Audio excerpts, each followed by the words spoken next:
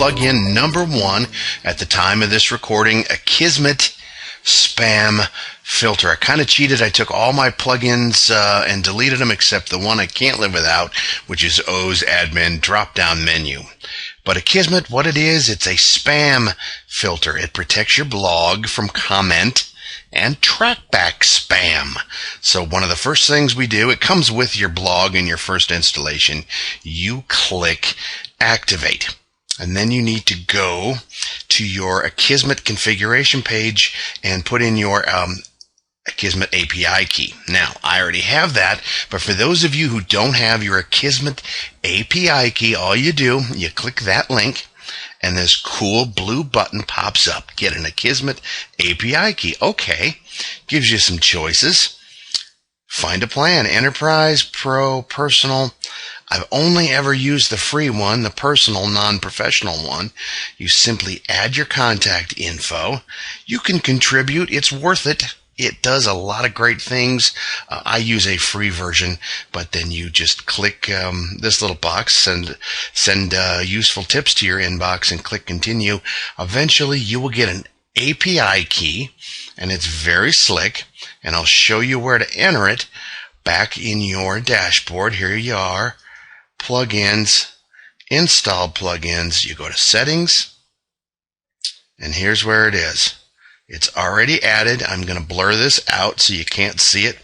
I usually click this button, and then don't forget to update the options, and you have just activated your Akismet spam filter.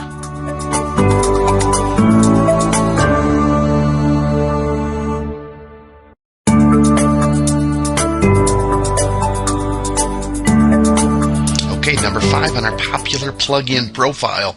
Try to say that 3 times fast, bet you can't. All-in-one SEO pack. It is a very, very popular search engine optimization plugin. I'm going to install it now. It always asks me, it's very polite, do you want to install this plugin? Well, I wouldn't have asked you if I didn't want to install the plugin. Ugh, the ugly red bar. Dun, dun, dun, dun. Here's what you get. You install and activate it, and then click this, the ugly red bar. Now, pretty smart though. Ask you to donate. Not a bad thing to do. Good plugin. But if you click that button, it says, I enjoy this plugin and made a donation. Not going to do that right now, but I highly recommend you do. I'm going to enable it. Flipping fantastic. I'm going to add I can spell. I'm going to add my homepage title. I'm going to give it a little description, put that right there. Here's a great place to put your keywords, overall keywords designed for your main page in your site. All this other cool stuff. Look at that. I don't use any of that. SEO for custom post types, you can click that. I usually leave all these settings alone, and then I update options. And check this out. After you click the update options button, that ugly red bar goes away. Donate if you want to. You can also upgrade to the pro version. I've done that before. It's got a couple of nice features. You can do that. It's not that expensive, but the basic version will do you just fine. Now here's what's cool about it. Go to a post. We're just going to go to all posts. I'm going to show you what this plugin adds to your pages and posts. It adds a little box. I'm going to switch to visual. And now, here it is, the all-in-one SEO pack. You can title the post, give it a description, put some keywords for the specific post. You can also click a little button and disable on this particular page or post. So the all-in-one SEO pack. That's how to configure it, why you need it. Search engine optimization rankings, very important. You can add some keywords. You can add a description. I don't know about you. Money saved is money earned.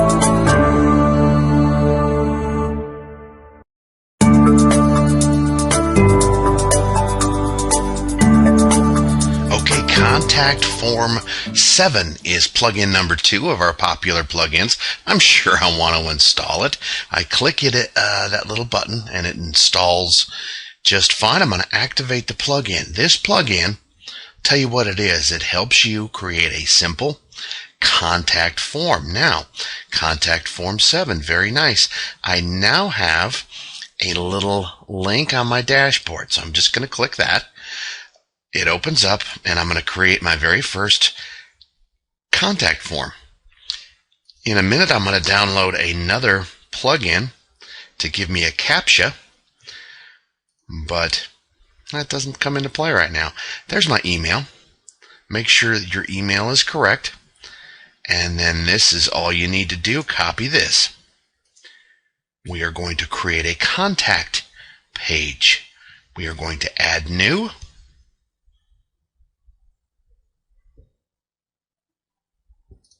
Contact form 7 demo. Here's the only thing that you need to really worry about. You see these two tabs, visual and HTML. Visual, HTML. Make sure the HTML is activated. Paste that code right there and then publish. The page right now, it takes a minute to spin, and when it gets done spinning, we're going to take a good long look. We're going to view the page, and look what we have on our little page. Contact form 7 demo. As soon as it gets done spinning, here is our little contact form. It doesn't have a CAPTCHA, and we're going to show you that plugin here in just a little bit. That's plugin number 8, but that's how to use contact form 7. That's what it is. That's how to implement it, why you need it. Contact forms are very important. Let people contact you. Money saved is money earned. At least it is in my book.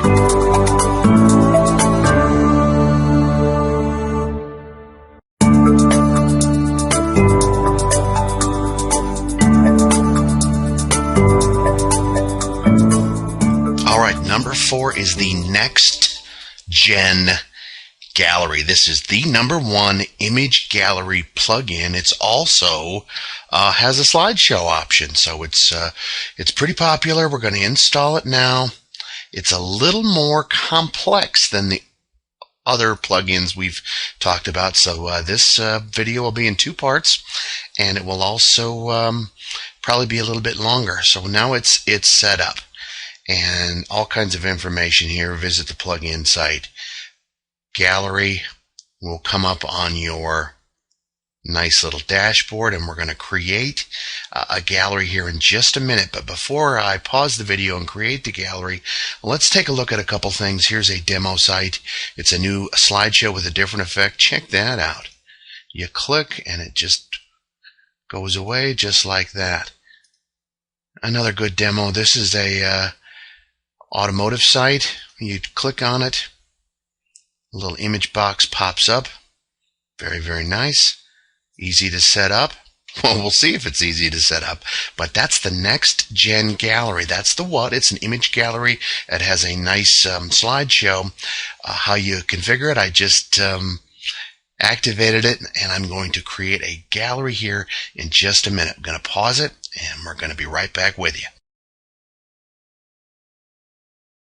Okay, I'm going to actually create a gallery using Next Gen Gallery. I start at the dashboard, and here is my link. Look at all those options. But first things first, we're going to add gallery/images. Click on that. Now, here's where we can upload the images one by one if we so choose. And click this button if you want to scale it to a max width of 800 by 600. When you do that, make sure you select your gallery before you go ahead and upload an image. I created a gallery called Sample Pictures, and I put a folder called Sample Pictures on my desktop. It's just a bunch of crap that came with my computer. Here's where you add a new gallery and give it a name. We're going to bypass this for now because I'm going to show you a neat trick. But this is how to upload a zip file. You can upload a file in zip format of all your pictures. And here's the only problem. There's an upload limit right now on my server of 2 megabytes. Well, guess what? My folders are way bigger than that. And I'll show you how to get around that and change the upload size. That's for a later video. Here's what we're going to do. We're going to import an image folder, and we're going to import from a server path. Very, very slick. To do that, we need an FTP program, and I use FileZilla. First things first, we have to navigate to the desktop where I have my file, my pictures in a file folder called Sample Pictures. Now make sure you upload it to the right place. There is going to be a little folder here in WP Content called Gallery. And so I've uploaded it into Practice Gallery, and then I just simply uploaded it. I usually right click and click upload. It'll take a few minutes and it will upload in a blink of an eye. Now here's the cool part. Once that happens, we browse, we click, double click actually to open that, and there's our sample pictures. So I make sure I highlight that and I import the folder. Now I've already done that, but once you do that, you import the folder and it's very, very slick. So I go back to Manage Gallery, and there it is right there. There's my sample pictures. Pay attention here, it's ID number 2. So if I want to add a gallery to a page, which I've already done, I created a page and it's called, ironically, Sample Pictures or Sample Gallery. So I'm getting the two mixed up already. Very slick though. Sample Gallery. And here's the tricky part. Not real tricky, but kind of nice. Do you see how this Add Next Gen Gallery has a little button in the WYSIWYG editor? Piece of cake. I'm just going to add an image list right now. I select my gallery, which is Sample Pictures, and I click Insert because I can never remember the short codes, but it's NG Gallery space ID and then whatever number, and we determined it was 2. I'm going to update that page. Wait for it to spin. Sample Gallery. Now we are going to take a minute. We're going to view the page. I have put it as a child in my FAQs. We're going to pull it open right there and look. It's that simple to add a gallery, a sample gallery with Next Gen Gallery. Look at that. It's got a little image box. Light box is what they call it. And there's a koala and a lighthouse. Very, very slick. A lot of expensive gallery programs out there. This one does it. It does it free. And I don't know about you, but money saved. That's money earned.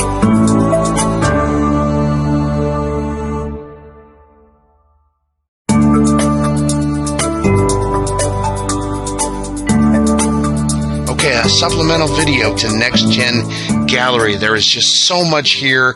First video ran along, and I just want to show you some more great features. The first thing is the overview, and this will show you at a glance how many images, how many galleries, and how many albums. That's really important. You have an album feature. You can manage everything into albums, and after you create and select an album, you can just drag and drop a gallery into another album, and that could be a real positive thing. Tags are very important. You can tag everything, and it can really help you quite a bit. But here's where to find most of the information that you're going to need. It's Gallery and Options. Gallery Options. Here's your general information, and this tells you where it's located, the gallery path, some tag stuff. Here's some basic thumbnail information.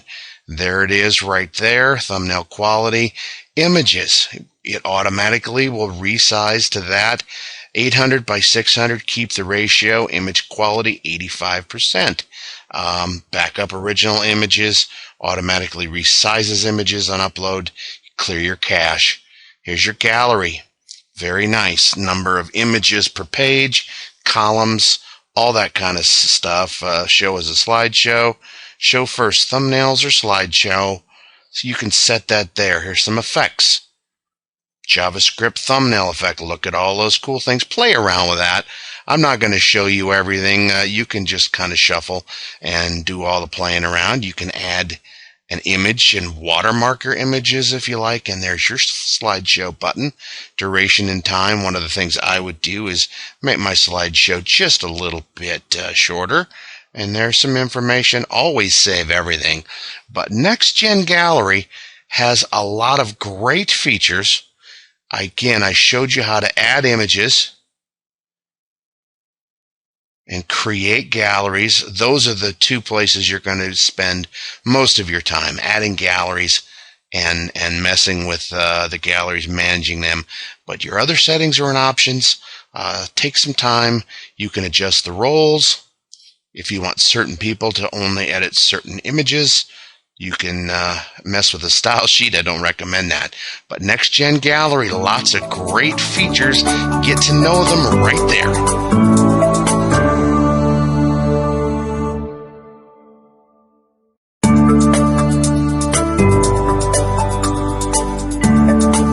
Moving up to number 3 in your FM dial is the WordPress Importer. Now, this is a simple plugin. If you want to use dummy content or import any files, you will need the WordPress Importer. The best part about it is you don't have to do much. There's one thing you need to configure, and I'll show you that right now. We're going to install and activate. You're going to get sick of me doing this, and so if you don't know how to do this by the time I'm done, you're in deep, deep trouble. So anytime you want to import anything, and you go to Tools and Import and click that. Now, if I hadn't already installed the importer, it would ask me to do that once I click WordPress. Now, I have dummy content in XML files, and that's how I get them on my site. I click WordPress. If I hadn't already activated this, it would do it for me. That box would pop up. It would say install now. All you need to do is browse to a XML file on your hard drive. Let's see if I can find one. There it comes up right there. Sample content. I open that up right there. And so then upload file and import. You're going to get a little phrase that asks you to assign your posts and information. So just assign it to your current admin or whatever is your main default administrator. Make sure you click the checkbox that says download any attachments and click the button. It will upload it. It'll give you a little message says all done, have fun. That's the WordPress Importer, number 3 on our list. Money saved is money earned in my book.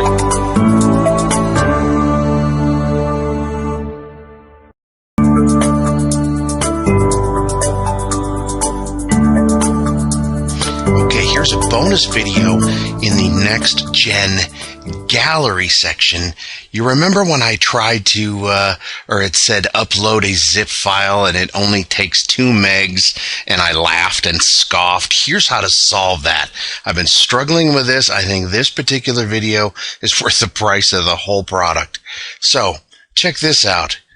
I now have 100 megs.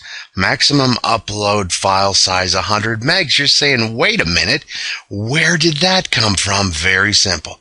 Check this out. I created a file. It's a simple notepad file. I'm including this with your product. It's php.ini. That's initialize PHP. You copy this particular code and save it as php.ini. Now, you have to know where to put it. Where to put it is very important. You go to your FTP program, which for me is FileZilla. Public_HTML is your root folder. Where you have your blog set up, you should have these 3 main folders. WP content is what we normally work with. You want WP admin. And then all you do is upload that php.ini to WP admin. It will take nary a second. Once that's uploaded, you refresh your system and check this out.